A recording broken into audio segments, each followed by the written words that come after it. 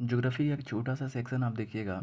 जब आप अच्छे लेवल एग्ज़ाम की तैयारी करते हैं तो वहाँ पे से क्वेश्चन डेफिनेटली पूछे ही जाते हैं कि दो नदियों के बीच के जो दोआब होते हैं उसे किस नाम से जाना जाता है। अलग अलग नदियों के अलग अलग दोआब के नाम से जाना जाते हैं। तो सबसे पहले आज जब ये जानेंगे कि दोआब होता क्या है। जैसे में एक ये नदी है और एक ये नदी है, तो जो दो नदियों के बीच का जो क्षेत्र होता है, ये क्षेत्र जो है उसी को हम लोग दोआब कहते हैं।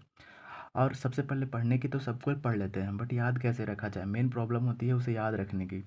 तो हम याद करवाएंगे, हम है ना याद करवाने के लिए। यहाँ पे देखिएगा सिंधु है, अब यहाँ पे झेलम है। तो सिंधु और झेलम के बीच का जो क्षेत्र होता है उसे सिंधु सागर दोआब कहते हैं। इसे याद करने में कोई ज़्यादा प्रॉब्लम नहीं होगा। फिर उसके बाद है झेलम और उसके बाद है चिनाब। यानी झेलम और चिनाब के बीच का जो भाग होता है उसे किस नाम से जाना जाता है।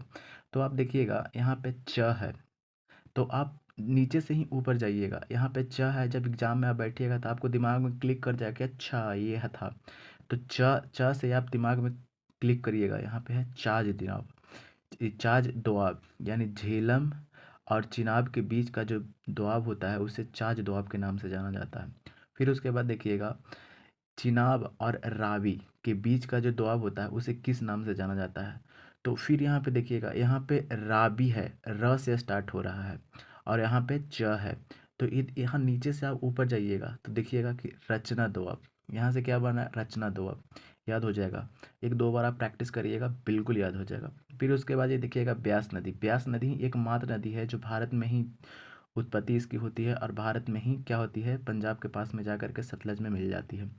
यानी ये भारत का नमक खाता है और भारत में ही रहता है। और देखिएगा यहाँ पे ब्यास और रावी के बीच का जो दोआब क्षेत्र है उसे क्या बोलते हैं। देखिएगा यहाँ पे ब्यास है तो यानी आधा ब है, और क्या है तो आधा ब से ब हो गया यहाँ पे बा, और ई र है, यहाँ पे क्या हो गया बारी। यानी ब्यास और रावी के बीच का जो दोआब होता है उसे बारी के नाम से जानते हैं। और फिर यहाँ पे देखिएगा ये सतलज है, और सतलज और ब्यास के बीच के दोआब को क्या जानते हैं, तो ये ऐसे ही याद हो जाएगा, इसे बिस्ट दोआब के नाम से जानते हैं। उम्मीद है आपको समझ में आया होगा। एक दो बार आप प्रैक्टिस करिएगा, आपको बिल्कुल याद हो जाएगा।